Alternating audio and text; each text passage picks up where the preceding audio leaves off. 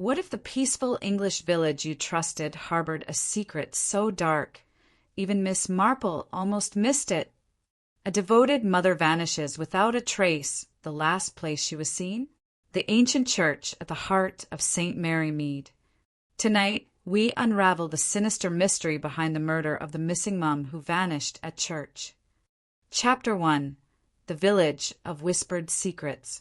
The mists rolled across St. Mary Mead with the quiet determination of a hand pulling a veil, wrapping the village in a hush so complete that even the birds dared not sing. Nothing seemed out of place, until it suddenly was. Each morning the cobbled lanes curved politely around rose-laden gardens.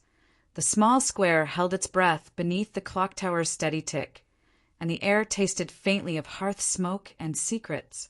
Few outsiders paid heed to St. Mary Mead's narrow lanes, nor to the little green where parishioners gathered to exchange pleasantries, each phrase as carefully chosen as the tea leaves they brewed. Yet, among the warm smiles and gentle nods, something else pressed its weight upon the quiet corners, an awareness, an observation, the sense that one pair of eyes watched from behind a lace curtain, even as another waited in the shadows cast by the church spire. Rianne Coulson arrived just weeks ago, stepping from the afternoon coach with her child's hand clasped tightly, her gaze darting from window to window as though the painted shutters concealed more than aging villagers. They said she had come to tend her ailing aunt, yet gossip shifted like the evening fog. Some whispered she was running from debts, others that she sought a fresh start after heartbreak. Only Miss Marple, with her keen eyes soft as storm clouds, suspected the truth lay far beyond the easy explanations whispered over garden fences. Miss Marple, known for her gentle manner and unassuming presence, found herself intrigued by Rianne's quick glances, the hush in her voice when speaking of London, and the subtle shudder when the village church bells tolled at dusk. It was not the tremble of a woman unaccustomed to rural quiet, but of someone who recognized the weight of a secret. Nothing, after all, escaped Miss Marple's attention. Not the missing button on Rianne's cardigan, nor the way she started at the mention of the vicar's name. Reverend Fairchild, the shepherd of St. Mary's congregation, stood tall at the pulpit each Sunday, his voice steady, his words sweet as the incense curling in soft ribbons above the stone floor. Yet behind his eyes rested a flicker of something Miss Marple recognized, something she catalogued silently, a glint best observed when he thought no one watched. And then there was Mrs. White, a woman whose lips fluttered as quickly as the curtains in the spring breeze, the unofficial custodian of every rumor that wound its way from the vicarage to the bakery. She insisted Rianne was hiding an indiscretion, and carried herself with the righteousness of one who believed the village depended upon her vigilance. On the evening the first true disturbance came, the sky had already deepened into velvet, stars flickering with an unsettling insistence. Rianne had been seen stepping through the heavy oak doors of St. Mary's Church, her silhouette framed in the pale light of the vestibule. She paused to light a candle. The flame caught the shimmer of her hair, dancing briefly before she disappeared into the nave. That night, the bells rang long after the hour, echoing across the darkened village. Windows glowed softly behind drawn curtains, yet none opened to the sounds drifting from the church. By morning, St. Mary Mead would stir to a discovery that whispered of unspoken truths, truths waiting patiently to be uncovered. Even then, Miss Marple noted how Rianne's diary lay unopened on her bedside table, the leather cover scuffed and spine-weary, a diary no one had yet read, its pages promising glimpses into a mind burdened by knowledge that perhaps should never have found its way to this village. As the clock tower struck midnight, a hush fell heavier than any before. Shadows seemed to linger a moment too long, and the village felt, if only briefly, that it was holding its breath alongside its most observant resident. Dear viewer, if you find yourself intrigued by the hush of this village and the secrets it may yet yield, I invite you with utmost respect to subscribe so you may walk each mist-shrouded lane with us and uncover the truth, one whispered secret at a time. Morning unfurled itself across the rooftops of St. Mary, Mead, with the gentle glow of a sun reluctant to chase away the night's lingering chills. Yet, even as sparrows took their first tentative steps along the dewy hedges, a stir began, one that rippled from the church gates all the way to the farthest cottages. The caretaker, old Mr. Bancroft, arrived at dawn as he had every day for decades. He wore his usual cap pulled low, his lantern swinging gently as he unlocked the church's side door. He would later recount, in a voice that faltered more than once, how he had stepped into the cool hush of the nave and found the air somehow heavier, stiller. A faint scent of melted wax hung low, mingling with the more stubborn traces of old wood and damp stone. His boots echoed down the aisle until they fell silent upon a dark, glistening stain pooling just before the altar steps. He stooped to inspect it, breath catching at the unmistakable red, darkened where it seeped into the cracks of ancient flagstones. By the time Mr. Bancroft's alarm had spread beyond the church walls, the villagers gathered in small knots along the gravel paths and garden gates. Faces pinched with fear and curiosity peered over fences. Voices dropped to urgent whispers. The word carried swiftly. Rianne Coulson had not returned home the night before. Miss Marple, seated in her window with the gentle patience of one who had seen years unfurl in this village, watched the tide of speculation wash through St. Mary Mead. Each neighbor's theory arrived with the certainty of gospel. Some blamed highwaymen, others an undisclosed illness, and still others insisted Rianne had fled in the night to avoid some unnamed shame. But Miss Marple knew too well the patterns of gossip. She recognized how fear could knot itself into a story faster than truth could unwind it. As she set aside her knitting, her eyes rested on the church steeple, its silhouette now hard against the pale sky, and she felt the familiar prickling sense that what seemed like a simple disappearance was about to reveal a far more tangled web. The door of the vicarage opened with a controlled slowness, and Reverend Fairchild stepped onto the path, his dark coat catching the morning light. He offered a composed nod to Mrs. White, who fluttered beside her gate like a moth drawn to the flame of scandal. His voice, when he spoke, carried the smooth reassurance of a man accustomed to calming restless flocks. Yet Miss Marple watched the brief shadow that crossed his eyes as he glanced toward the church door. Rianne's cottage, meanwhile, stood still as a mausoleum, curtains drawn tight, a forgotten teacup resting by the sink. The kettle, Miss Marple noticed, had been left upon the stove, its bottom scorched from water long boiled away, a detail both mundane and deeply unsettling. Nothing seemed out of place, until it suddenly was. The village's rhythm slowed under the weight of the morning. The market stalls remained half-opened, children's games fell silent, and even the dogs seemed unwilling to bark. It was as though St. Mary Mead itself listened, each brick and cobblestone attuned to the unspoken question on every villager's mind. Where had Rianne Coulson gone, and what had unfolded beneath the stone vaults of their beloved church? From her vantage, Miss Marple considered the threads already fraying. The late-night candle Rianne had lit, the blood by the altar, the vicar's shifting gaze, and the sudden hush that swept through the square like a cold breath. In her experience, moments such as these never stayed quiet for long. The truth had a way of unfurling, slow and deliberate, until even the most carefully concealed corners came to light. And as she rose to retrieve her hat and coat, the air itself felt charged with the knowledge that what began with a single missing woman might soon stretch its shadow across every soul in St. Mary Mead, binding them in a story that could neither predict nor escape. By mid-morning, the village green stood transformed into a tableau of uneasy expectation. Clusters of neighbors spoke in voices that fell silent whenever Miss Marple passed. Eyes flicked from doorways, and feet shuffled with restless energy as the news of Rianne's absence settled over St. Mary Mead like the morning mist that refused to lift. Inside the church, constables moved quietly along the aisles, their footfalls muffled by worn runners that had seen generations of weddings, christenings, and farewells. Their presence lent a curious weight to the nave, as though the stone walls themselves held secrets they might whisper if only one listened carefully enough. The altar stood dignified, yet strangely accusing. The bloodstain, now marked with chalk, glistened faintly in the light, filtering through the stained glass. A mosaic of saints and martyrs who, perhaps, had witnessed more than their painted faces betrayed. Miss Marple arrived as the last of the morning's fog retreated beyond the hedgerows. She paused upon the threshold, her eyes adjusting to the cool dimness within, every sense attuned to the village's smallest details.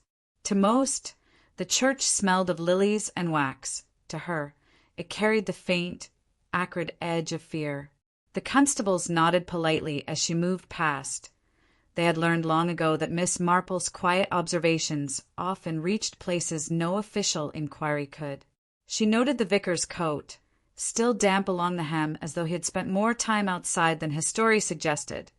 She traced the path of fresh scuffs upon the vestry floor, signs of hurried movement, and she lingered at the votive candles, where a single stub of wax lay crushed against the brass holder.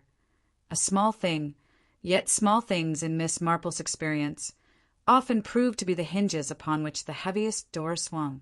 Beyond the churchyard, Mrs. White's voice carried with the shrill certainty of one who needed her words heard. Her theories bloomed as extravagantly as the roses in her front garden. Each new tale she told grew more elaborate. Rian had a secret suitor. Rian owed debts in London. Rian was the rightful heir to an unexpected fortune. And each tale, Miss Marple noted, said more about the teller's fears than it did about the missing woman. Late in the afternoon, as the sun struggled to warm the cobblestones, Miss Marple stood once more by her window. Across the lane, children tiptoed past Rian's cottage, drawn by the magnetism of empty rooms and unanswered questions. The lace curtains there now hung stiff and silent. The only movement came from the shadows lengthening beneath the eaves. And then came the diary. Inspector Cray arrived at Miss Marple's door, the worn leather book held delicately in his gloved hands. Its pages, though intact, felt heavy with confessions waiting to be read. He asked if she would care to look, his tone formal, but his eyes betrayed the awareness that Miss Marple's insight had, on more than one occasion, illuminated what official eyes missed. Together, they leafed through entries that spoke of sleepless nights, letters that arrived without signatures, and a growing certainty that someone, somewhere in St. Mary Mead, watched Rian's every move. Yet even as they read, the final entries offered more questions than answers. Vague allusions to midnight meetings, a line about someone who stands closer than the others know, a fragment that simply read, "The truth lives here, hidden beneath prayers." Outside, the village clock chimed 5 times. Its tones drifted across hedges and garden gates, settling over St. Mary Mead with an almost expectant hush. In that moment, Miss Marple felt a subtle shift, the sense that the village itself had exhaled, as though where the peace it once knew was unlikely to return. Dear viewer, if your curiosity now matches the hush that blankets these streets, consider subscribing, so you will not miss a single step of this unfolding mystery. For what begins with a single woman's disappearance may yet sweep through every parlor and pew, and leave no soul untouched. Chapter 2. The Blood on the Altar. As the clock struck 5, its chimes faded into a hush that settled over St. Mary Mead with the finality of a curtain falling upon the first act of a play whose ending no one yet dared imagine. Miss Marple, her mind a quiet storm of details and observations, closed the diary Inspector Cray had brought.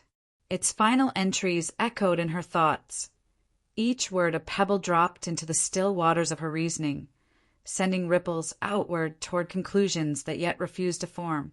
Outside, the village exhaled, but the air felt thin, carrying with it the uneasy weight of questions.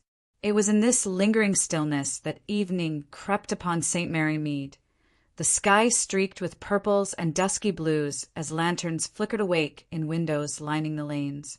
From the church bell tower came the slow toll of the hour. Each note seemed to slip beneath doors and weave itself through conversations that faltered and fell quiet. Rianne Carlson. Her absence, now the fulcrum upon which every glance balanced, had last been seen walking with deliberate steps toward the church. Those who watched from the green, some behind parted curtains, others from the shadow of stoops, saw her pause at the door, the hem of her coat catching the breeze as if hesitant to cross the threshold. When she stepped inside, the heavy doors swung shut behind her with a muted thud that many remembered later with the clarity of a sound that had carried far more meaning than they realized at the time. Inside the nave, lit only by the waning glow of the setting sun filtering through the stained glass, Rianne advanced with measured grace. She lit a candle near the altar, the small flame flaring to life in the hush as shadows danced across the ancient stones. Her eyes lingered upon the dark corners of the church, as though expecting movement where there should have been none. There was an unsettled urgency in the way she clutched her handbag to her chest, fingers white around the worn strap. She knelt, head bowed, lips moving in silent words only the flickering candle could hear. Outside, the evening air grew colder, carrying a sharpness that encouraged villagers to hurry along cobbled paths toward hearths waiting with warmth and supper. Yet the church remained silent, its doors closed, the stone walls absorbing the size of the night. Hours passed with an unsteady crawl. The moon rose, pale and watchful, casting silver upon the slate roofs. In the square, the few who ventured out exchanged uneasy nods, each aware of the same silent question pulsing between them. Where was Rianne Carlson? When dawn's first pale light gathered along the horizon, the village awoke not to the comforting rhythms of roosters crowing and kettles whistling, but to the hollow thud of Mr. Bancroft's boots as he arrived at the church.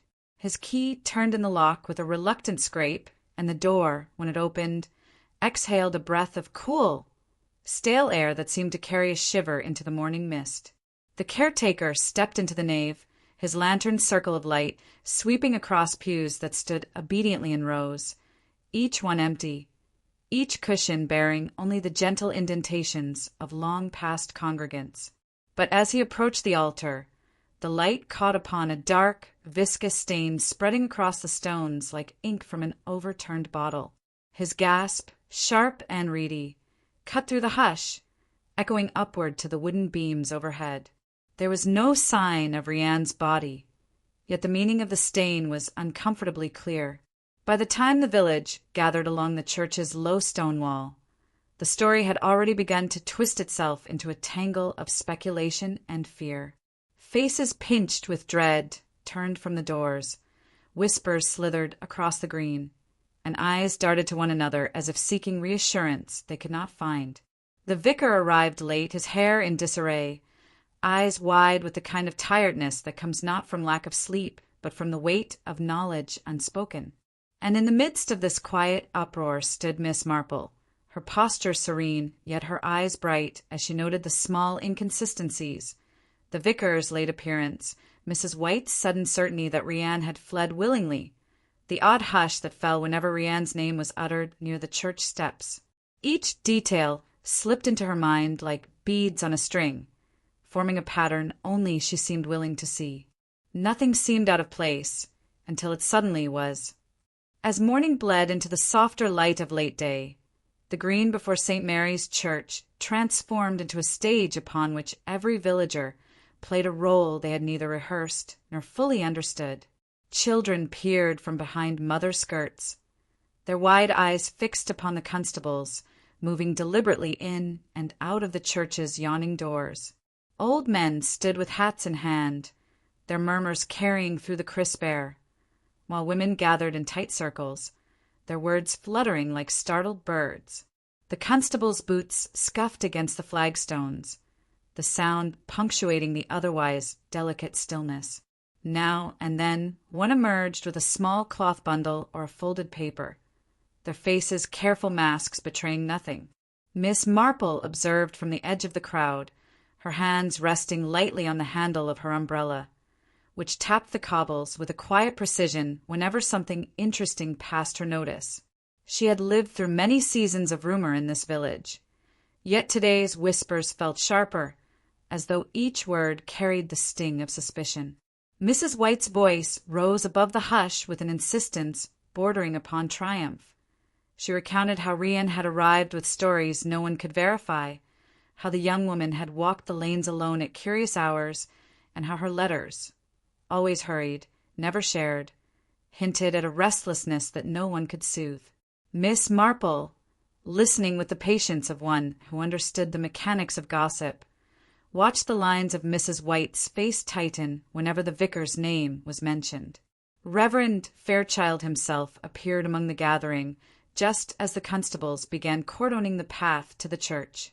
His cassock moved like ink through the pale morning air, his steps measured, his eyes darting from one villager to the next with a composure so carefully maintained it threatened to crack at the edges.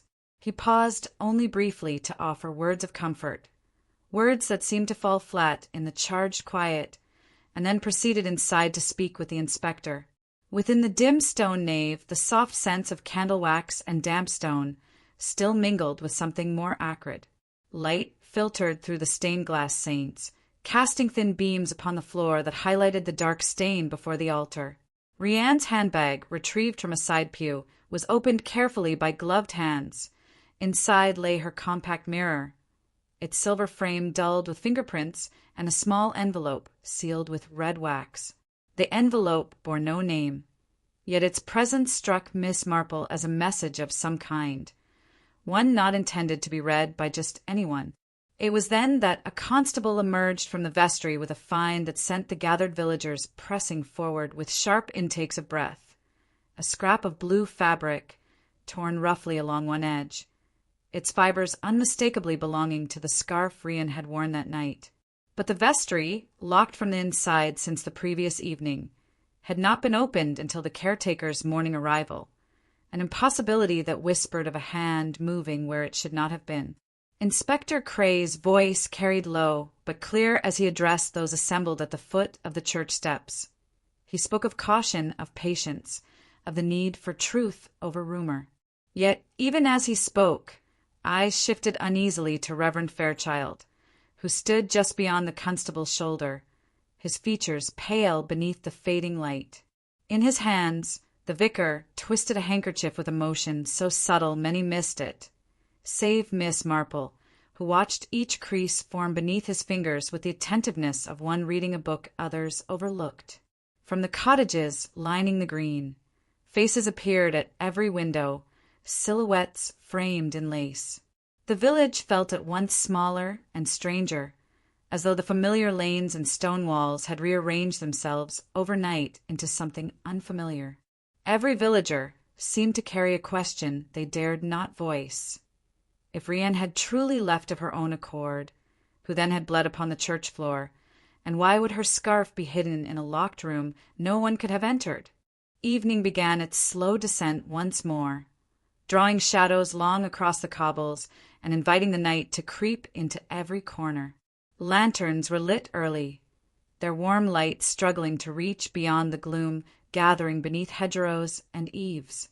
The scent of peat fires drifted from chimneys, but the comfort they offered felt thin, fragile, as if the village had discovered that what once felt solid could shift without warning.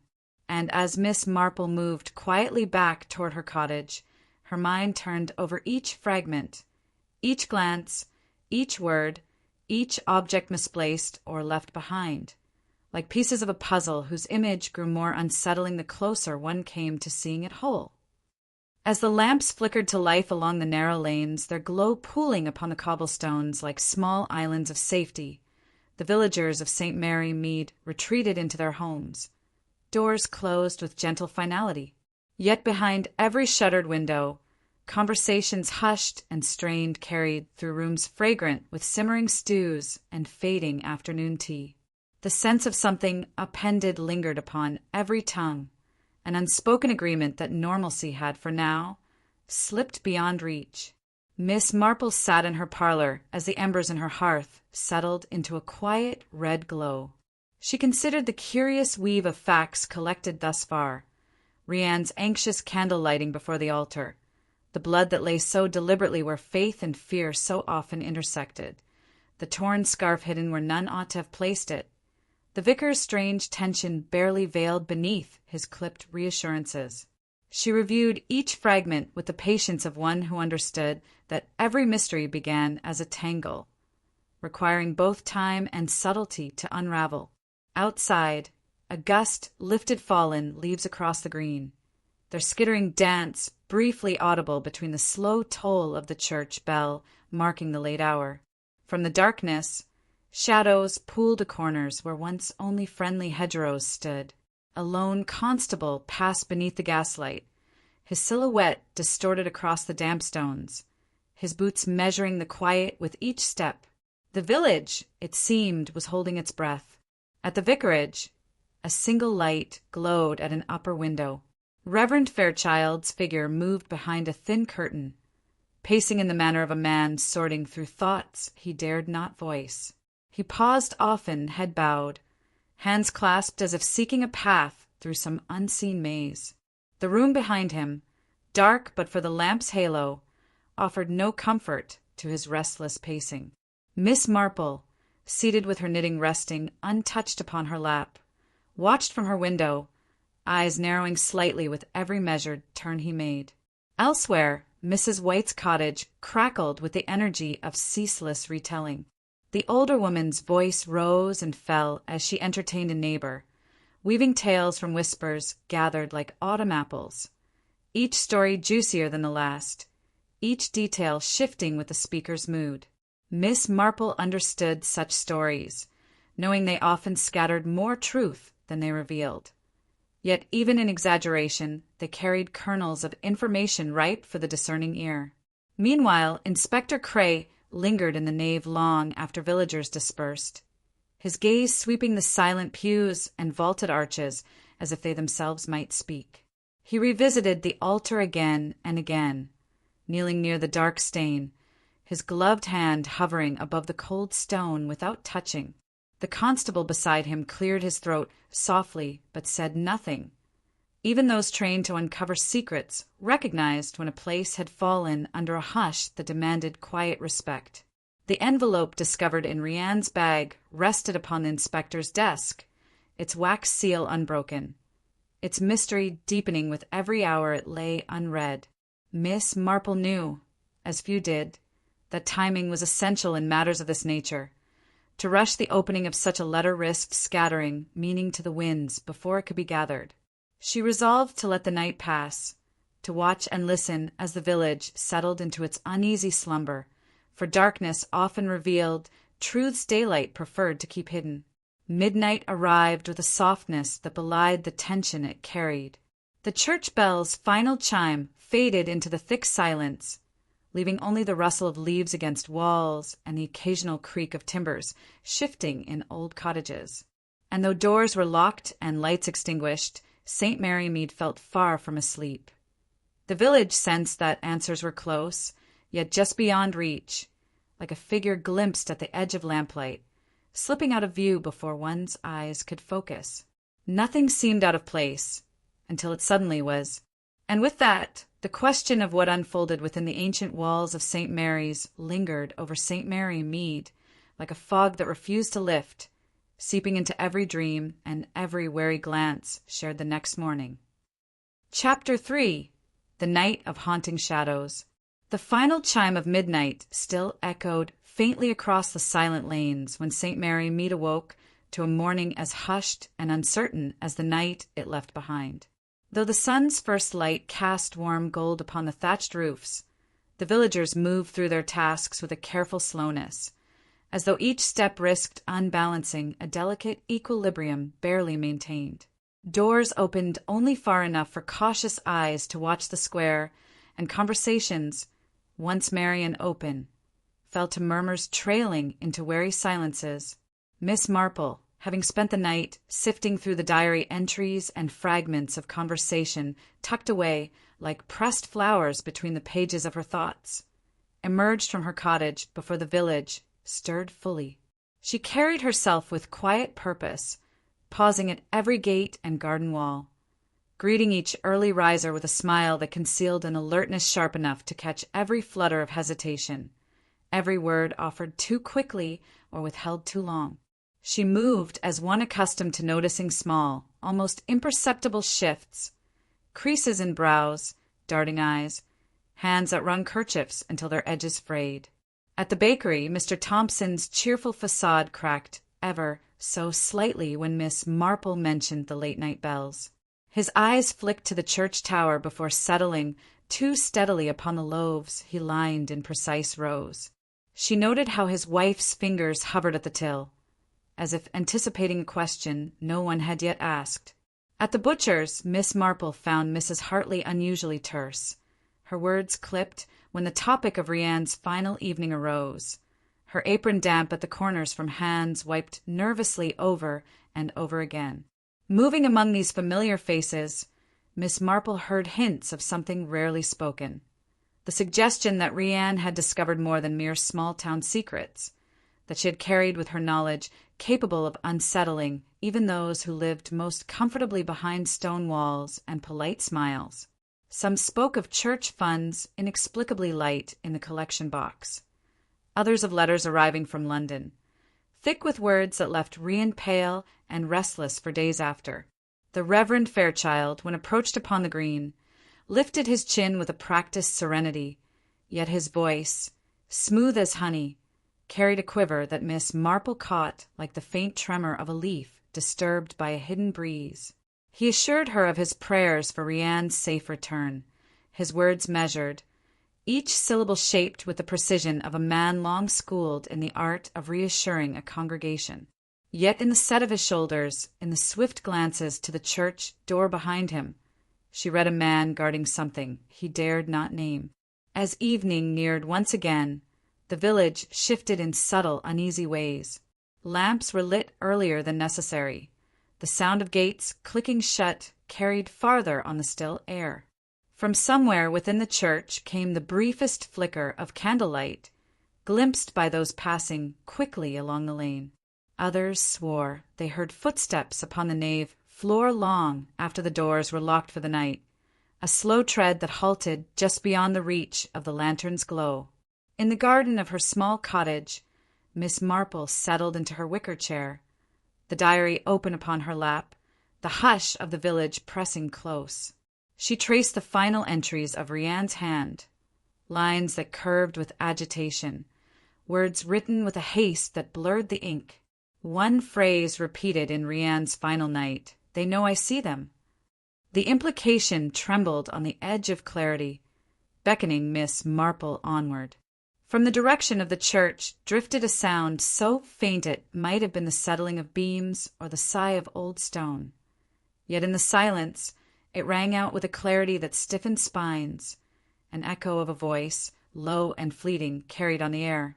It was enough to stop Miss Marple's hand in mid-turn of the page, her eyes lifting to the darkened silhouette of the church, where the windows now caught the last glimmers of daylight, glinting like watchful eyes. Nothing seemed out of place, until it suddenly was. Dear viewer, if you feel the weight of each unanswered question as heavily as the villagers now do, consider subscribing, so together we may follow every whisper and shadow to the truth waiting beyond the final chapter.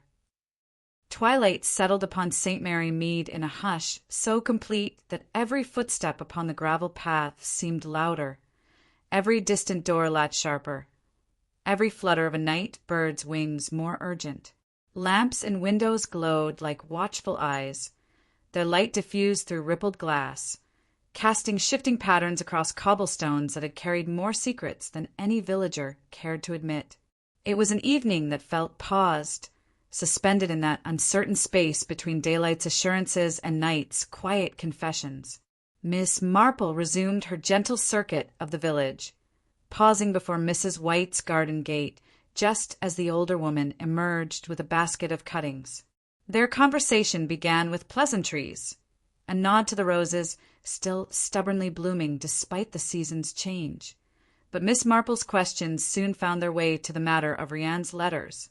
Mrs. White's face pinched slightly, eyes darting to the shadows gathering along the lane, and in that fleeting moment She revealed more than words ever could. She insisted she knew nothing of London letters. Yet Miss Marple caught the hesitation that came too late to hide. Moving along, Miss Marple stopped at the gate of young Thomas Everleigh, a clerk whose mild manners concealed a reputation for debts he tried too hard to outrun. His cottage stood silent, yet inside a lamp burned low. When he finally emerged, his caller askew. His answers fell too easily into patterns of denial. He claimed no knowledge of missing funds from the church collection, though his cheeks flushed as Miss Marple mentioned the small discrepancies noted in the parish records. Each syllable he offered built a wall of innocence, too quickly assembled. Later, as Miss Marple lingered near the church gate, a cold gust carried with it a soft, wavering light from within the nave. Through a narrow crack in the heavy doors, a candle's flicker danced across the stone floor. Yet no one was meant to be inside. The caretaker had locked the doors hours earlier. She waited, breath held, but the light vanished as quickly as it appeared, leaving only darkness that felt deeper than before. The night itself grew restless. Faint footsteps padded across the church roof. A shape moved briefly among gravestones. A whisper drifted through hedges near Rianne's cottage, dissolving before words could form. Villagers peeking from curtained windows rubbed sleep from their eyes, certain they glimpsed figures slipping from one shadow to the next, only to find empty lanes when they dared look again. Miss Marple returned home with a careful step, her ears attuned to every rustle, each sigh of the wind against the stone walls of the church. She placed the diary upon her writing desk, opening it once more beneath the glow of her lamp. Rianne's words grew increasingly disjointed in her final entries. Mentions of voices outside her window, a face glimpsed in the reflection of her compact. An anonymous note slipped beneath her door reading simply, "The bells hide more than they reveal." As Miss Marple considered these lines, the candle upon her desk sputtered, its flame bending as if stirred by a breath not her own. The room fell into a hush so profound it pressed against her chest, urging her to listen, truly listen, to the faint sounds that threaded through the night. Somewhere in the distance, the faintest note of organ music drifted from the direction of the church, a single tone lingering as if played by an unseen hand. Nothing seemed out of place, until it suddenly was, and in that fragile silence, the village of St. Mary Mead felt poised upon a threshold it could neither retreat from nor cross without first reckoning with truths more tangled than any had yet dared imagine. As the night settled deeper over St. Mary Mead, the village's familiar outlines softened beneath the drifting mist. Hedges blurred into dark shapes, roofs melted into the starless sky, and the church tower loomed like a silent sentinel over the sleeping cottages. Yet the quiet was deceptive. It throbbed with the pulse of unease that carried through each shadowed lane, a shared awareness that answers lay tantalizingly close, yet just beyond reach. Miss Marple, unwilling to surrender to sleep while questions lingered, stepped once more into the night's cool embrace. The village, so often her sanctuary of gentle routines, now felt like a stage set for a drama only half revealed, each familiar stone and gate transformed by the weight of secrets they might yet yield. Her feet traced a path along the green, where lantern light swayed and flickered, playing tricks upon the corners of her sight. Yet she walked with the steady poise of one who knew the value of patience. Passing the darkened bakery, she paused to study footprints pressed fresh into the damp earth, too small for Mr. Thompson, too hasty for a constable, and angled in a way suggesting someone slipping quickly from the church grounds toward the narrow lane behind the vicarage. She bent close, eyes sharp, noting the delicate impression of a woman's heel, the scuff at the toe where someone had turned abruptly, as though startled into flight. At the church doors, Miss Marple rested her hand upon the heavy oak, the cool surface thrumming faintly with a memory of the day's events. Inside, the darkness pressed back against the thin slit of lantern light she carried. Shadows swayed along the stone walls, seeming to stretch and shrink with each step she took into the nave. The scent of wax and damp lingered, but beneath it twined another note, faint, metallic, unsettling in its familiarity. She paused near the altar, eyes adjusting, listening. High above, a draft sighed through the rafters, stirring dust motes that spiraled lazily down into the beam of her lantern. Her light caught upon a thin thread of fabric snagged at the corner of a pew, delicate, pale, unmistakably belonging to the scarf last seen wound around Rianne's neck.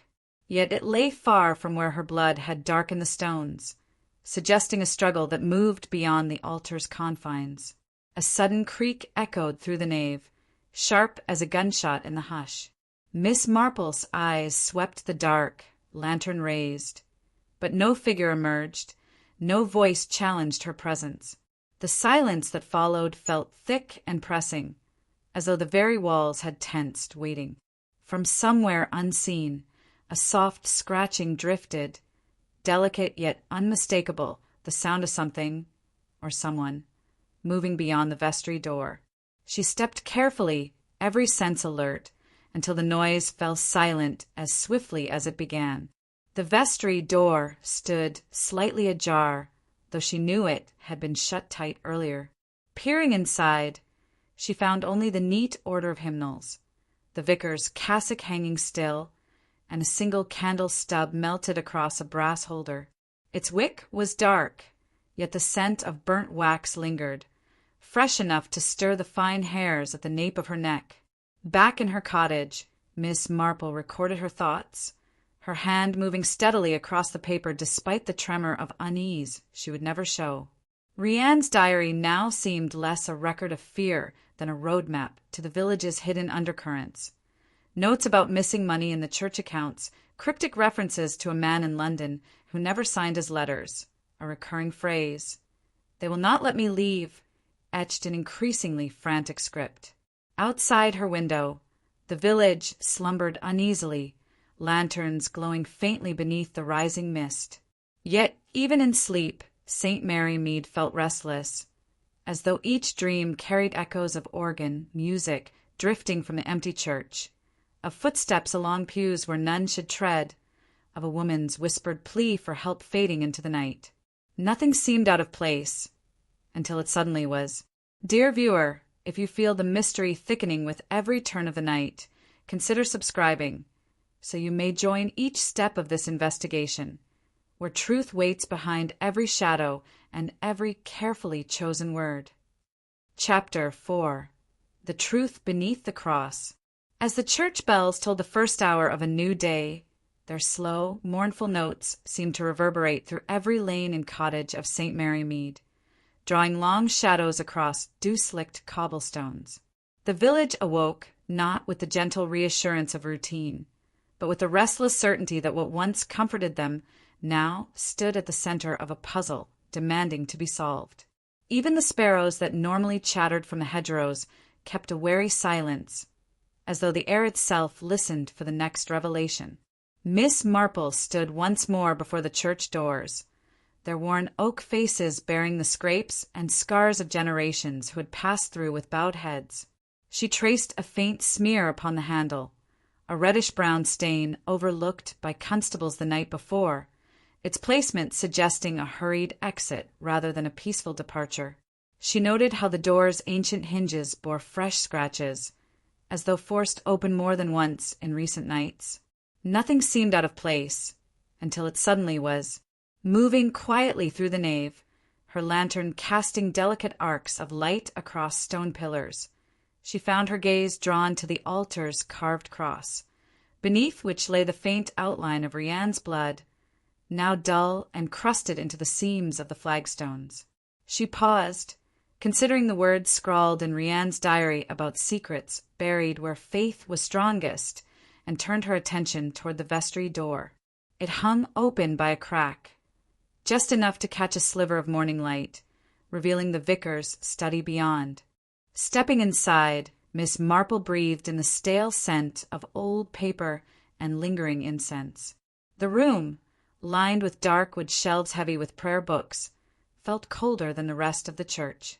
A coat, draped neatly across the back of a chair, drew her attention. Tucked beneath it was a blouse, delicate and familiar, its pale fabric stained and torn along the shoulder seam. Carefully, she laid the piece of Rianne's scarf she had carried with her atop the blouse. The tear lines aligned perfectly, threads whispering the undeniable truth of their shared violence. Turning to the vicar's desk, she noted a ledger bound in cracked black leather, its edges worn thin. The pages within revealed meticulous records, offerings given, donations pledged, but in the margins lay cryptic notations, initials, dates, and times all falling outside the expected hours of prayer or ceremony. Midnight gatherings, some as recent as the week Rianne arrived, stood recorded with a precision that felt both obsessive and damning. One entry, dated the night before Rianne vanished, bore only 2 letters. RC, the same initials appeared twice more in the weeks preceding, each time accompanied by the same time, midnight. As Miss Marple turned the pages, the hair along her arms lifted, a silent acknowledgement of the patterns forming before her eyes. From somewhere beyond the vestry window, a crow's harsh cry broke the stillness. It startled her only slightly, yet it seemed to punctuate the importance of what she held. Proof of Rianne's presence in the church at hours no ordinary parishioner should have kept. Evidence of a schedule known only to a select few. The clock tower outside ticked onward, each second stretching into the next like a wire pulled taut, vibrating with the tension of what lay just beyond understanding. The candle stub found the previous night still sat upon the small table beside the vicar's writing stand, its wax fresh and scent faintly sweet. Miss Marple imagined the flame, flickering in the dark, lighting a face drawn with worry or determination, or perhaps both, who had watched its glow dance across these walls in secret, waiting for the right moment to move. Closing the ledger with quiet care, she straightened, eyes drifting to the crucifix above the vestry door. Its carved eyes looked down not with comfort, but with the silent resignation of something that had witnessed more than it could confess. She tucked Rianne's torn scarf and blouse carefully into her satchel, stepping back into the nave, where morning's pale light now streamed in muted beams through stained glass, painting her path in fractured reds and golds. Outside, the village stirred with cautious life. Doors opened a fraction wider, voices carried hesitantly across gardens, and the market's first carts rattled over stones with sounds that fell oddly hollow. Yet even in this tentative return to routine, Miss Marple felt the threads of truth drawing ever tighter around those who wished to keep them hidden. And so the quiet halls of St. Mary's Church stood no longer as mere sanctuaries of faith, but as chambers echoing with the unanswered questions of a village learning just how many secrets could hide in plain sight. Beyond the stone walls of the church, St. Mary Mead shifted in uneasy ripples, the morning's brightening sky offering little comfort to those who sensed the balance of their world tipping further from what they had always trusted. Whispers grew bolder. Names spoken only behind closed doors found their way into hurried conversations on doorsteps. Miss Marple, moving through the market square, felt the subtle change in each greeting, a slight hesitation before a smile, a quick glance to check who might be listening. She paused near the green where the children of the village played under the watchful eyes of mothers gathered in small knots. Their chatter fell silent as she approached. Eyes met hers with fleeting nervousness before darting elsewhere. A boy ran past, his wooden hoop clattering along the cobbles, and in his wake Miss Marple caught the tail end of a conversation. Mrs. White whispering to Mrs. Hartley about a woman's voice heard singing softly in the church long after midnight bells had tolled. Such moments, small and easily overlooked, Miss Marple tucked away like keys to a chest, yet unopened. She recognized the symptoms of a village mind growing fevered, stories swelling beyond the shape of their truth, details shifting to fill gaps where facts had yet to emerge. And yet, in every embellishment, a kernel of truth remained, waiting to be extracted with patience and care. At the church, Inspector Cray stood near the entrance, the ledger Miss Marple had found now in his hands. His brow furrowed as he traced the entries, lips moving soundlessly through the cryptic initials and times that matched neither the church's official calendar nor the routine of any ordinary parish life. When he looked up, his eyes met Miss Marple's with a glint of wary respect. He knew she had already seen the shape of what lay hidden in those pages. They stepped into the nave together, their footsteps echoing softly across ancient stones.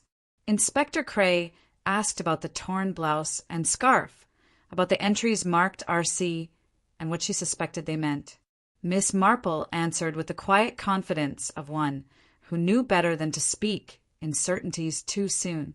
She described how Rianne's diary hinted at meetings arranged in secrecy, letters written in haste, and fears sharpened by knowledge that reached beyond the village's hedgerows. She spoke of the recurring initials, the times that aligned perfectly with nights when villagers heard faint organ music drifting from the church, long past hours of prayer. Each detail fell like a pebble upon the inspector's thoughts, sending new ripples through his understanding of a case that had already unsettled him. He confessed that the collection funds had indeed come up short on several occasions, small amounts, but often enough to raise concerns. The vicar had offered explanations of misplaced ledgers and simple accounting errors, words that now rang hollow in the nave's hushed air. In the vicar's study, Miss Marple ran a finger along the edge of a small drawer built into the underside of the writing stand, its lock ancient, yet clearly forced open recently. Within lay a handful of letters bound with twine, their edges curled from hurried reading. She untied them gently. Each bore a London postmark and no return address. The handwriting cramped, the ink hurried. The words within spoke of debts owed, names better left unspoken, and the risk of truths spilling into the wrong ears. One letter ended with a warning written in bold strokes. She knows what was done. Miss Marple's eyes narrowed slightly as she folded the letters, her mind turning the final lines over and over. Outside the study window, the village square bustled with forced cheer, vendors calling prices in voices that trembled when they fell quiet. A cart rumbled past with a squeal of iron on wood, the noise jarring against the thick silence of the vestry as Miss Marple placed the letters into her satchel beside the scarf and blouse. She straightened, smoothing her coat, and caught sight of the vicar himself standing at the far end of the nave. His eyes watched her with an intensity that neither flinched nor blinked, his face pale beneath the shifting colors of the stained glass. Between them stretched the long aisle, a space suddenly feeling as wide as a chasm, and in that breathless moment Miss Marple understood with piercing clarity that the truths she held now pressed upon more than just one man's conscience. They threatened to unmake the delicate fabric of the entire village. Nothing seemed out of place, until it suddenly was, and as the bells above the nave began their slow toll for the noon hour, their peals echoed down into every corner of St. Mary Mead, each note carrying a question that demanded an answer no one yet dared to give. As the toll of the noon bells faded into a hush that draped itself over St. Mary Mead like a heavy cloth, Miss Marple stepped from the vestry into the nave, her satchel containing the ledger entries, torn scarf, blouse, and letters, pieces of a puzzle now too intricately woven to ignore.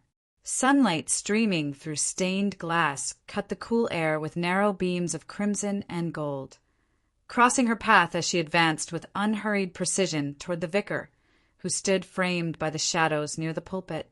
Reverend Fairchild watched her with an expression carved from years of practiced calm, yet the stillness of his eyes betrayed a roiling disquiet, as if every breath carried the weight of words he struggled to keep buried. The silence stretched long between them, the only sound a slow drip of water falling from the eaves onto stone outside the nave's heavy doors. When he finally spoke, his voice arrived soft, cultured, carrying the rise and fall of a man accustomed to delivering comfort. Yet it wavered at the edges, a tremor running beneath each syllable. He asked if there had been new developments, words chosen with the care of one who measured every phrase. Miss Marple replied without hesitation, her voice a gentle murmur, that none the less cut cleanly through the space between them.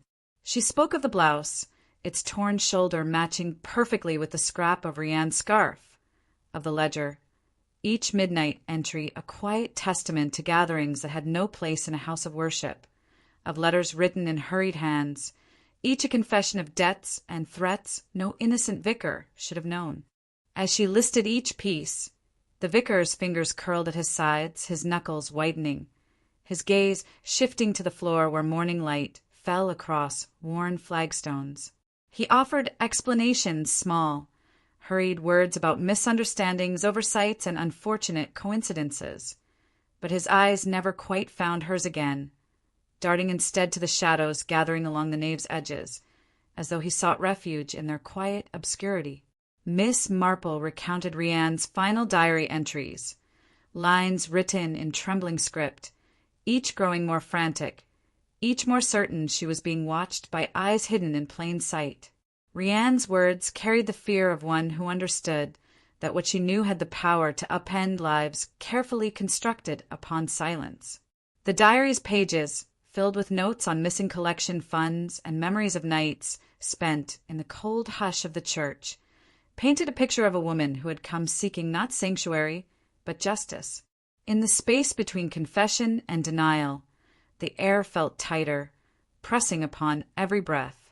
Miss Marple watched Reverend Fairchild's face as she described the final hours of Rianne's last night, the candle lit with shaking hands, the footsteps moving in the shadows, the scuffle suggested by the torn scarf and blouse, and the blood that stained the stones beneath the cross. His eyes glistened, yet no tears fell. His lips parted, yet words failed him. A sound carried faintly from beyond the nave, a door latch clicking closed, a footstep upon gravel. Miss Marple held the vicar's gaze, the quiet drawing out between them like the slow tension of a string pulled taut. She spoke softly but firmly of the responsibility borne by those who led others, of the weight of trust placed upon them, of the devastation that followed when that trust fractured beneath hidden truths. And then, for a single heartbeat, the hush fractured. A crow outside let out a harsh cry, its wings beating the air as it lifted from the church roof, the sound cracking through the silence with startling finality. The vicar flinched, his composure splintering for the briefest moment before he straightened once more, his voice low and distant as he asked Miss Marple if she believed every truth should come to light, no matter the cost. She answered only with a measured tilt of her head, eyes steady, a gaze sharpened by years of seeing behind polite facades.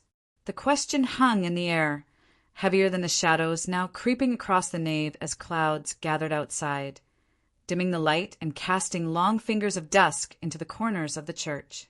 Nothing seemed out of place, until it suddenly was, and as Miss Marple stepped into the darkening aisle, satchel clutched firmly beneath her arm, she felt the weight of what she carried settle upon her shoulders, a burden that would demand answers before the bells tolled anew. Dear viewer, if the threads of this mystery have drawn you as tightly as they now bind St. Mary Mead, I invite you to subscribe so you may join every careful step of this investigation. Together, we shall follow each quiet clue, each shifting glance, until the truth emerges from the shadows, no matter how deeply it hides. Chapter 5. The village turns on itself. As dusk fell across St. Mary Mead, the church bells tolled with a weariness that seemed to seep into every stone of the village, each slow chime reverberating through lanes that grew quieter with every passing hour. Lights flickered behind drawn curtains, casting shifting silhouettes upon lace-covered windows, as if each household wrestled with thoughts too heavy for daylight's gaze. The air tasted of autumn damp, the scent of fallen leaves mingling with the sharp tang of wood smoke curling from chimneys lit too early in the day. Miss Marple walked the length of the green, her eyes noting the hush that had overtaken even the most talkative villagers. Where once gossip spilled easily over garden gates, now voices trailed off at the sight of a neighbor approaching, replaced by darting glances and forced nods.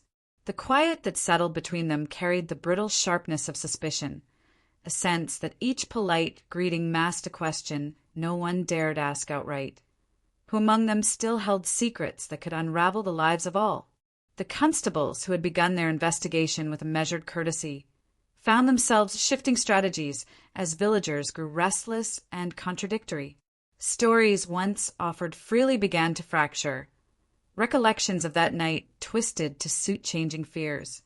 Faces grew pale when asked to repeat details. Neighbors who shared bread days before now accused one another with eyes wide and desperate. The peace of St. Mary Mead, so carefully constructed over countless seasons of shared festivals and funerals, began to crack at the edges. Mrs. White, who only days before relished recounting every new rumor, now spoke with frantic certainty, insisting she had seen Reverend Fairchild outside Rianne's cottage at midnight.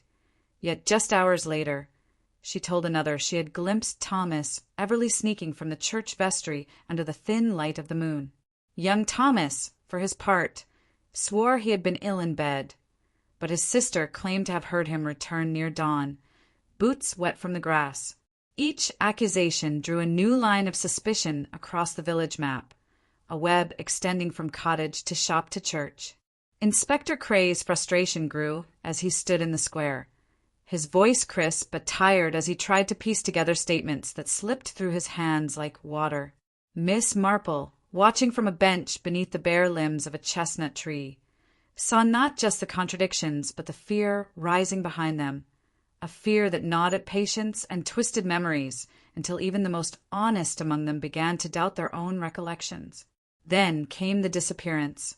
As the evening deepened, lanterns swayed in the wind, their flames shivering in the darkness. Whispers spread that young Thomas had not returned home, his cottage door left ajar, his bed untouched. A search began with cautious urgency. Torches swept through hedgerows and across the green. Boots scuffed through the cemetery's damp grass. Voices called his name, each repetition more strained, echoing beneath the church's silent tower. Hours later, a constable's lantern found him. He lay among the graves, arms folded across his chest as though set to rest by hands not his own. His eyes stared glassy at the night sky. His mouth hung slightly open, lips pale. Yet it was not only the lifelessness that chilled those who gathered around him, but the careful arrangement of his body, posed with a reverence that felt more threatening than kind. His cap lay neatly by his side, and upon his chest rested a small wooden cross from the church, its surface smudged with fresh fingerprints. The villagers who stood trembling in the shifting lantern light realized in that breathless moment that what they feared was no longer just the slow spread of suspicion, but something that now reached into their very graves, arranging them as though to send a message none yet understood. Nothing seemed out of place until it suddenly was, and as Miss Marple stepped forward, the mist curling around her boots, her mind turned not only to the clue she held, but to the terrible knowledge that each lie uncovered now risked tipping the village further into a darkness from which it might never fully emerge. The mist hung thicker now over St. Mary Mead, swallowing the soft light of lanterns and muffling the hurried footfalls of villagers drawn to the graveyard by news passed from breathless voice to voice. In the hush of the cemetery, the air felt heavy with unspoken questions, each head turning not only toward young Thomas's lifeless form, but also to every neighbor standing nearby, as though each face might hide the hand that arranged the boy among the tombstones. Inspector Cray crouched beside the body, his gloved fingers brushing the small cross laid so precisely upon Thomas's chest. He lifted it to his lantern, eyes narrowing at the smudge of dark residue along its edge, and glanced up at Miss Marple, who stood apart from the others, her eyes lowered, mind ticking through every inconsistency spoken since dawn. She observed the inspector's movements with a calm born of countless solved puzzles, her gaze slipping past the body to the footprints pressed fresh into the damp earth, prints that twisted through the headstones, circled the ancient yew, and vanished near the church's rear door. The villagers clustered in uneasy groups along the cemetery's fence, whispers cracking the cold air like brittle twigs. Mrs. White shook visibly, clutching her shawl as though it alone might protect her from the rising tide of fear. She insisted she had seen Miss Maplewood, the baker's wife, outside Thomas's cottage the night before. Miss Maplewood, cheeks pale but eyes fierce, shot back that Mrs. White's tongue wagged faster than her mind could follow. Each new claim tangled more tightly with the next, until neighbors turned on one another with desperate speed, determined to cast suspicion anywhere but upon themselves. In this cauldron of doubt, the village's friendships unraveled. Eyes once warm and familiar grew sharp, greetings fell flat, and doors that had remained open for decades now closed with quiet finality at the sound of approaching footsteps. The constables, caught in the rising panic, moved from house to house with strained patience, their questions met with trembling hands and shifting stories. The peace that had wrapped St. Mary Mead in gentle comfort now felt thinner than parchment, brittle enough to tear at a word. Yet in the quiet folds of Miss Marple's mind, the pieces began to align. She recalled the ledger's midnight entries, the torn blouse hidden in the vicar's study, the letters steeped in desperation. Now Thomas's careful arrangement among the graves, posed with a deliberate hand, spoke of someone who sought to twist fear into silence. She sensed that the village was being steered, each rumor a nudge, each whispered accusation a push, toward a conclusion shaped by unseen intentions. As dawn threatened to break beyond the cemetery walls, Miss Marple called softly for the constable's attention, her voice a calm thread cutting through the frayed night. She requested that the villagers gather in the vicarage's parlor before the sun fully rose, knowing only in the close confines of a single room could truths be forced into the open. The inspector agreed, his voice low but resolute, his eyes reflecting both his weariness and the grim determination of one who realized that the time for polite questions had long passed. The villagers, pale and hollow-eyed, shuffled from the graveyard, their footsteps crunching upon frost-tipped grass, their voices small and uncertain. They drifted in twos and threes toward the vicarage, lanterns bobbing through the mist like will-o'-the-wisps, leading them deeper into a mystery whose depths none had yet glimpsed. Miss Marple followed last, her hands tucked neatly into her sleeves, her thoughts as sharp as the morning air, knowing the village's final innocence was now lost, and only the full light of truth could prevent the shadows from swallowing every last soul.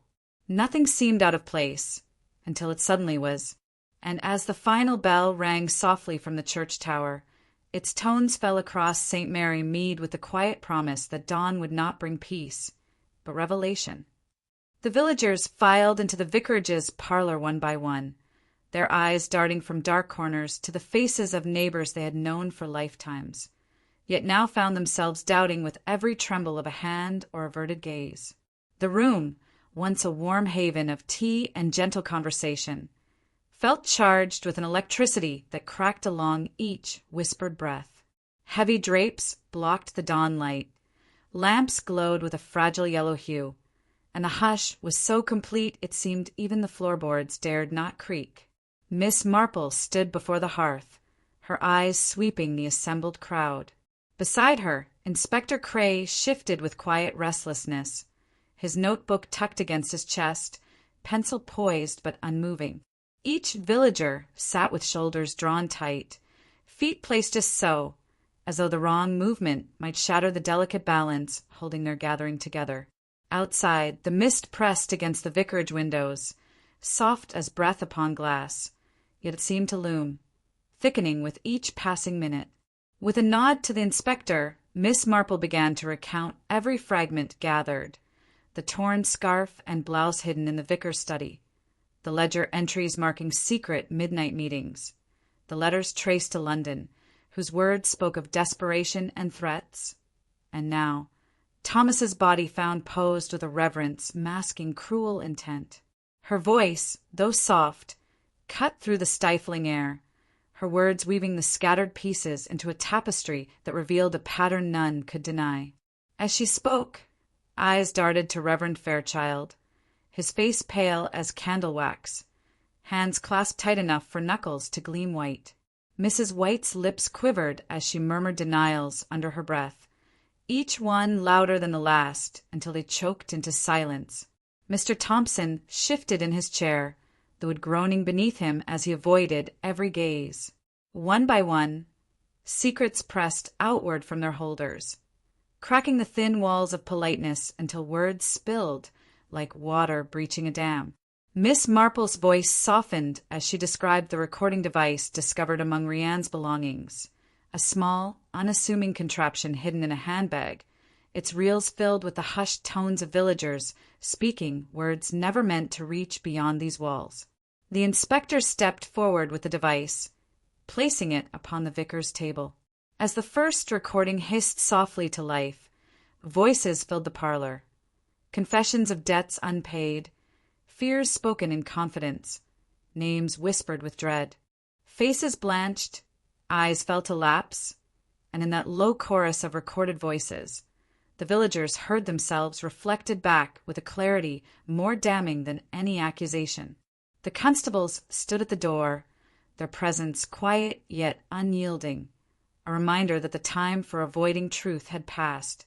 The recording stuttered, fell silent, then hissed once more as Rianne's own voice emerged, trembling but clear, recounting nights spent watching figures slip into the church, names spoken in the dark, and fears that had grown sharper with each toll of the bells.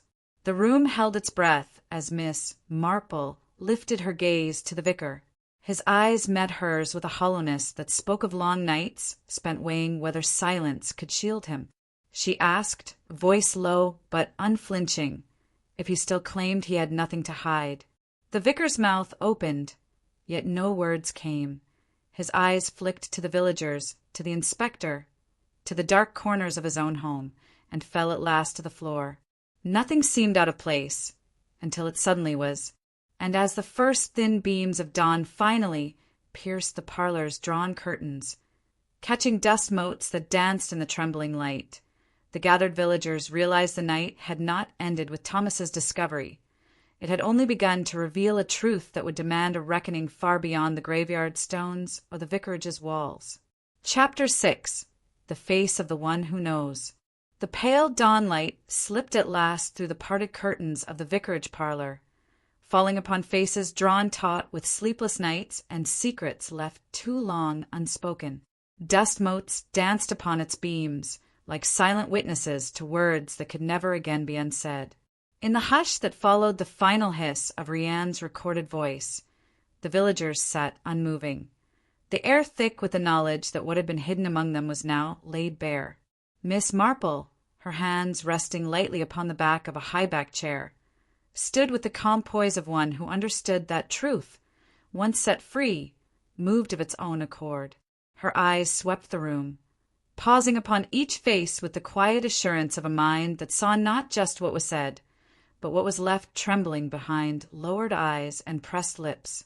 In the far corner, Reverend Fairchild shifted as though the chair beneath him might break beneath the weight of the silence now settling upon him. Inspector Cray cleared his throat, his pencil poised but unmoving upon his pad waiting. The crackle of the recording device's reels finally stilled, leaving the parlor caught in a stillness deeper than any the village had known. Miss Marple began to speak, her words soft yet carrying with the measured certainty of one who had spent her life learning the quiet language of human deceit. She described the final nights leading to Rianne's disappearance, the careful entries in the church ledger placing Reverend Fairchild and Rianne together within the nave at hours when no prayer service was held, the blouse torn in a struggle, hidden not discarded, the scarf discovered in the vestry locked from within, and the cryptic letters from London, each bearing the trace of a man desperate to keep old transgressions buried. Piece by piece, she laid the puzzle before them, the lines of logic tracing paths that met, again and again, upon the vicar himself. Reverend Fairchild's face, so long a mask of quiet authority, began to crack with each sentence, his eyes darting to the doors, the windows, the constables who stood unmoving at the threshold. Beads of moisture glistened along his hairline as Miss Marple spoke of debts owed to unnamed creditors, debts that could only be paid with favors rendered and truths concealed. She spoke of Rianne's arrival with questions that could unravel those hidden arrangements, of her determination to document what she found, and the recording device that preserved words meant to remain locked in shadow. The inspector stepped forward, his voice low but resonant, as he asked Reverend Fairchild if he would speak for himself, to give explanation before the constables took him into custody. For a long moment, the vicar simply stared ahead, the lines of his face slackening as his mind fought a battle his lips could not win. When words finally came, they fell in a hoarse whisper, broken phrases of mistakes made, of pressures felt, of the night when fear overwhelmed duty and silence became his only refuge. Yet, even as he spoke, the villagers watched one another with a new wariness. Miss Marple noted the way Mrs. White's eyes shifted too quickly at the mention of Rianne's questions, the way Mr. Thompson's hands fidgeted when debts were named.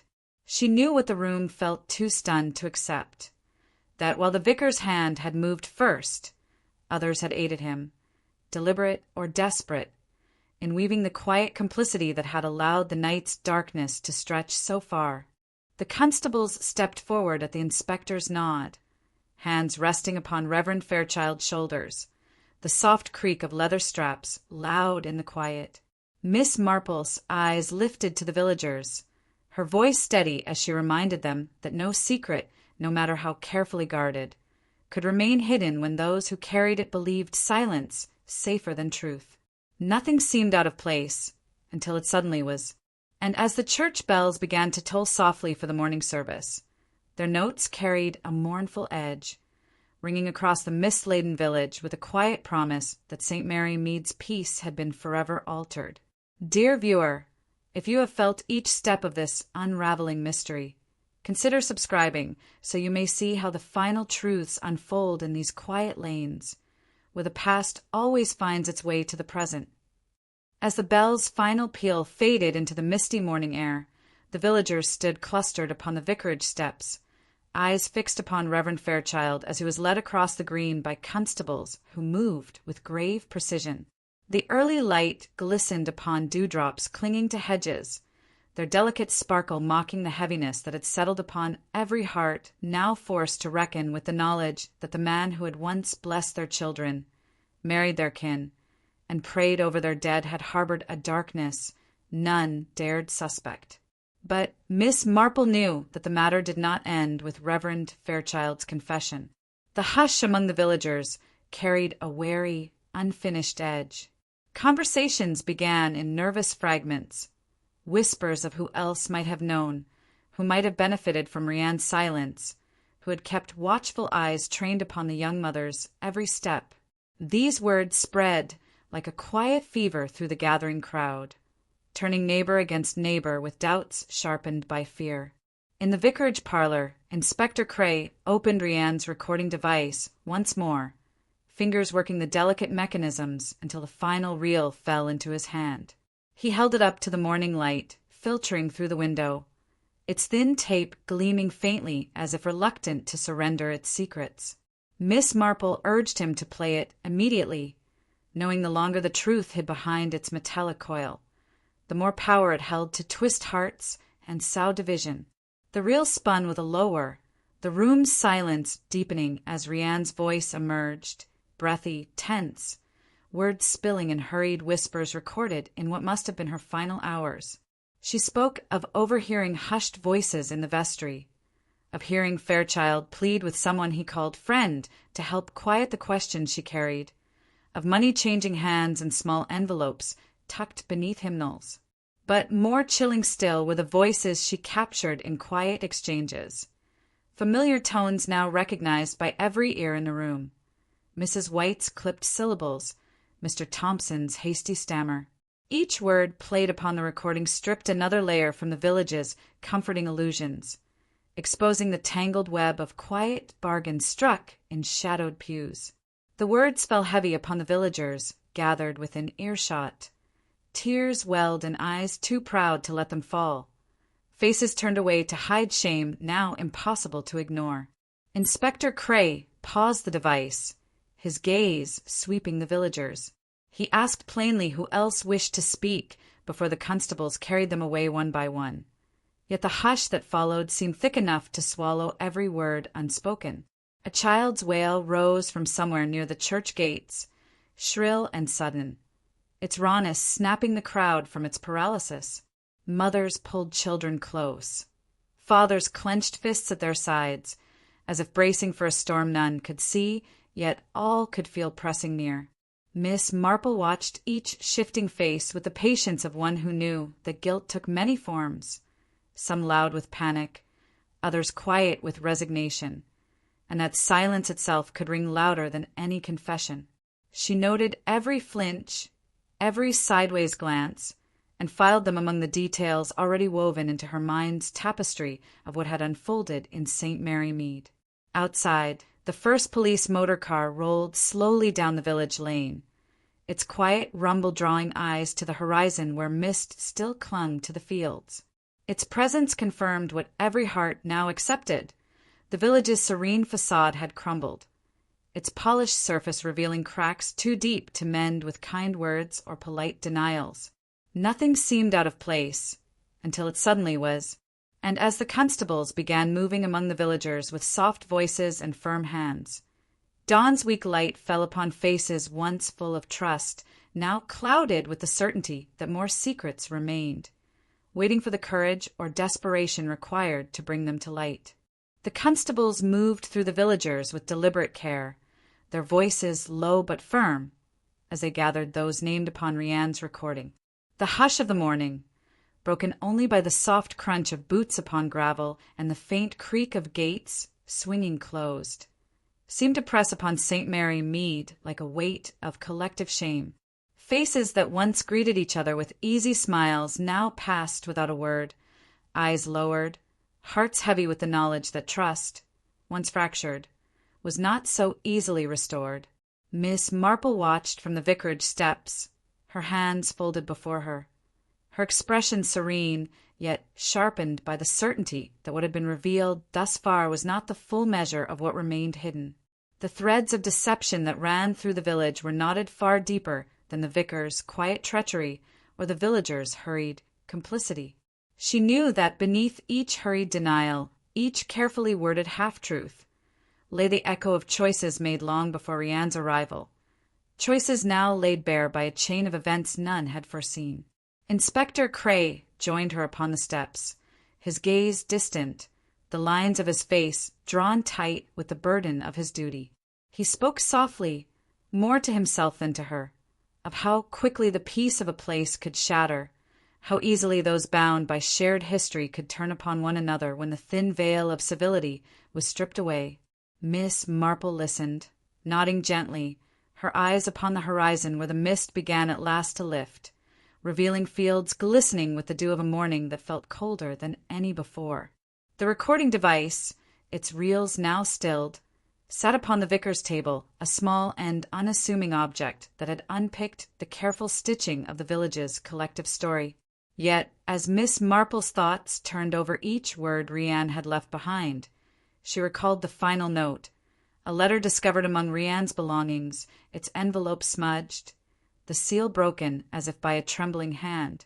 The letter, unsigned but unmistakable in tone, hinted at another presence, one not yet unmasked, one who watched still from behind the safety of silence.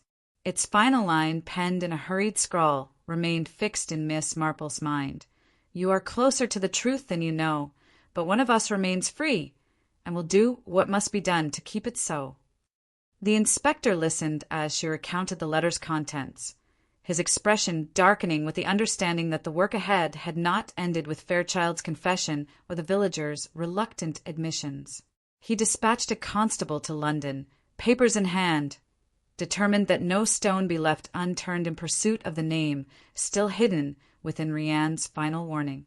Miss Marple, stepping down from the vicarage, moved once more along the green, her boots soft upon the path, her eyes lifted to the church tower now bathed in the weak glow of a reluctant sun. She paused, her voice low as if speaking to the air itself.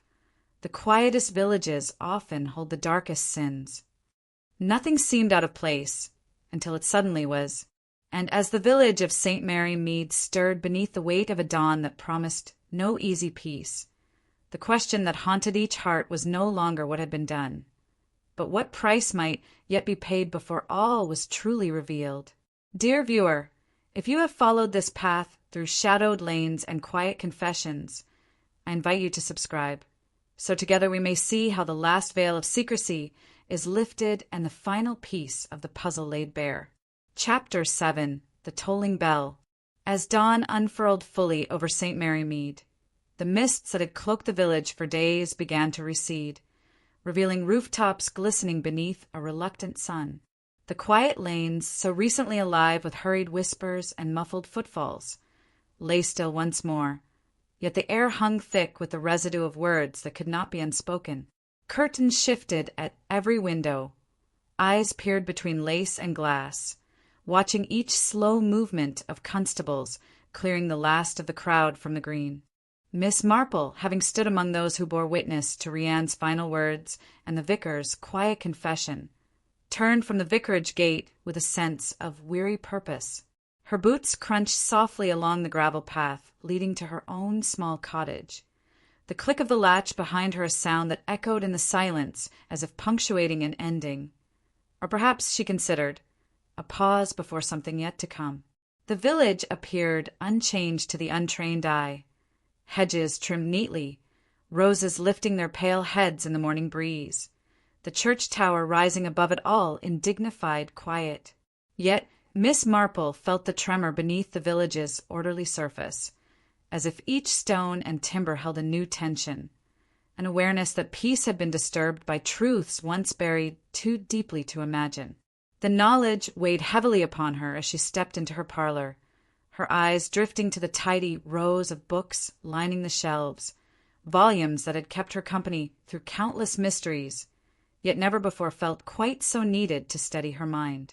She settled into her chair by the window, kettle humming faintly upon the hob, and allowed her thoughts to drift across every detail uncovered in recent days. Rianne's torn scarf, the hurried letters from London, the careful ledgers, the recording device whose quiet reels had unspooled a tale more tangled than any story told over cups of tea or garden fences. Yet, even as she mapped these pieces once more in her mind, Miss Marple found herself returning to the final letter Rianne had carried, its words hanging in her thoughts like a bell's final toll. "You are closer to the truth than you know, but one of us remains free." She wondered who had written those lines, who still watched from some quiet corner of the village or beyond, waiting for the storm of revelation to pass before stepping from shadow into the newly unsettled light.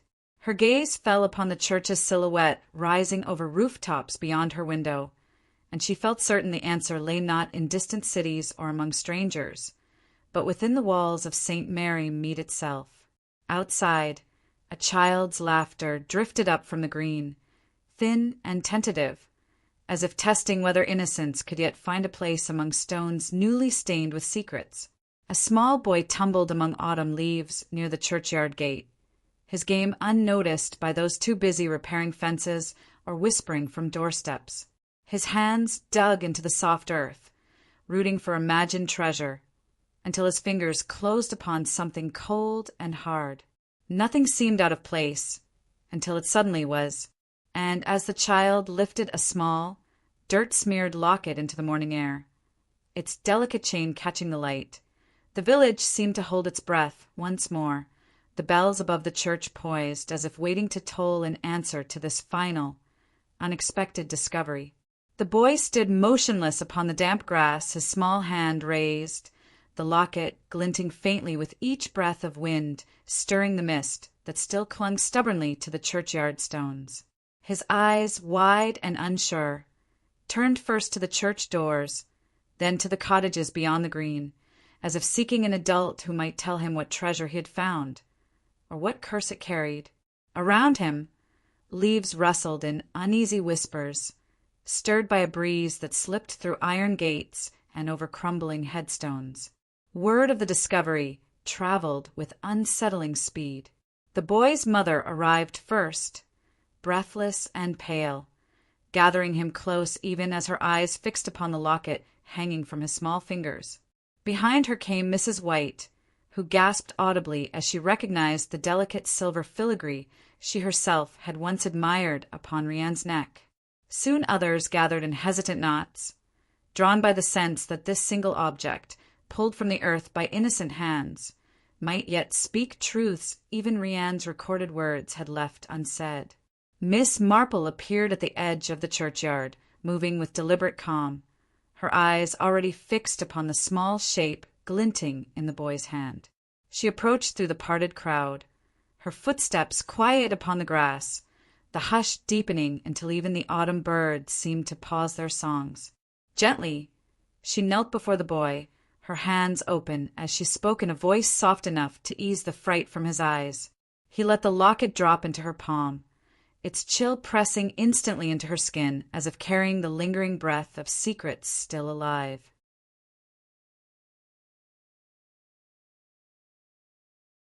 She rose, the gathered villagers leaning forward as one, breath held, eyes wide.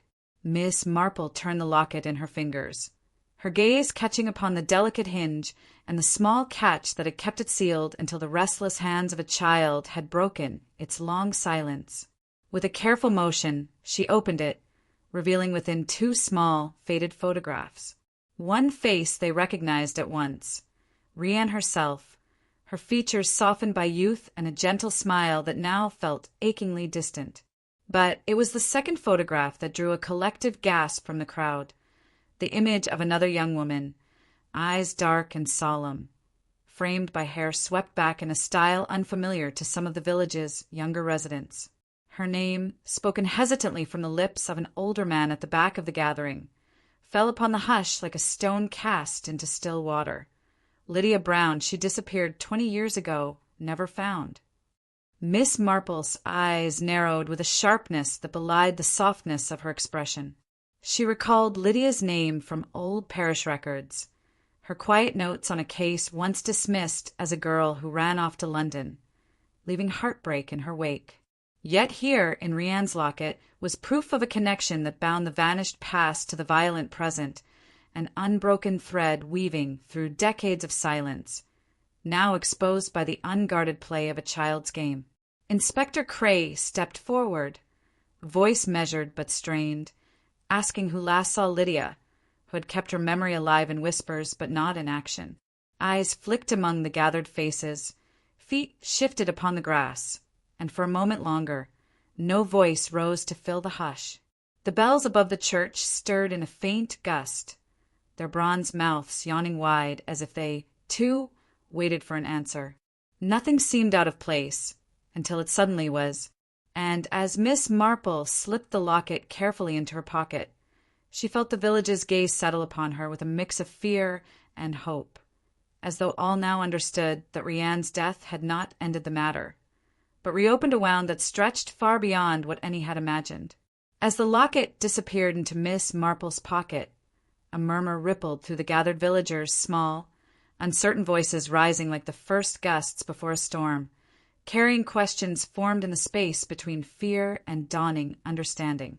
Faces turned from one neighbor to another, searching for reassurance that could no longer be found among those who had shared so many quiet mornings and gentle evenings. The bell above the church shifted in the breeze, its clapper brushing the bronze with a soft, hollow note that seemed to echo the fragile stillness now hanging over St. Mary Mead. Miss Marple stood in the center of the green, her gaze lifted to the steeple's dark outline cutting the pale morning sky, knowing the final act of this tragedy had yet to unfold.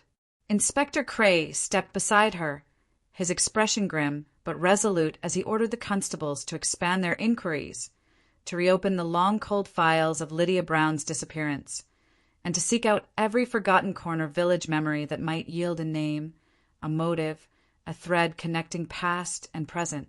Children, clutching their mothers' hands, were hurried home through the thin mist, their eyes wide with questions their parents would not answer. The church door stood ajar, the scent of cold stone and spent candles drifting out to mingle with the scent of damp earth where the locket had been unearthed. An old woman pressed a handkerchief to her mouth, her eyes glistening as she whispered Lydia's name as though exorcising a ghost. A young man paced the boundary of the green, boots scuffing the grass in restless circles, each turn a silent admission that the village he thought he knew had become unrecognizable. Miss Marple's eyes settled upon the churchyard gate, its iron bars black with age, remembering the small details often missed by hurried eyes, the gate's latch sticking after heavy rains, the footprint once seen but forgotten, the hush that fell each time Lydia's name was spoken even in jest. She knew the locket was no random trinket. It was a message sent across years, from one young woman who had vanished to another who had sought the truth and paid for it. The bell above began to swing slowly, its deep voice rolling out across St. Mary Mead in sonorous waves, each toll a reminder of the weight of secrets laid bare and those yet to emerge. It rang for Rianne, for Lydia, for the quiet knowledge that the village's peace had been only an illusion. With each strike, Miss Marple felt the shape of the mystery shift, like mist parting just enough to reveal the vague outline of another figure moving beyond sight, another presence still unaccounted for. Nothing seemed out of place, until it suddenly was, and as the final peal of the bell drifted into the morning air, fading over fields damp with dew, the villagers of St. Mary Mead stood frozen upon the green, hearts clenched tight with the understanding that one chapter had ended. But the story of their quiet village was far from finished. Dear viewer, what would you do if you uncovered a web of secrets like this? Comment your theories below. And don't forget to subscribe for our next Miss Marple mystery, where every quiet lane may yet hold a new revelation waiting in the shadows.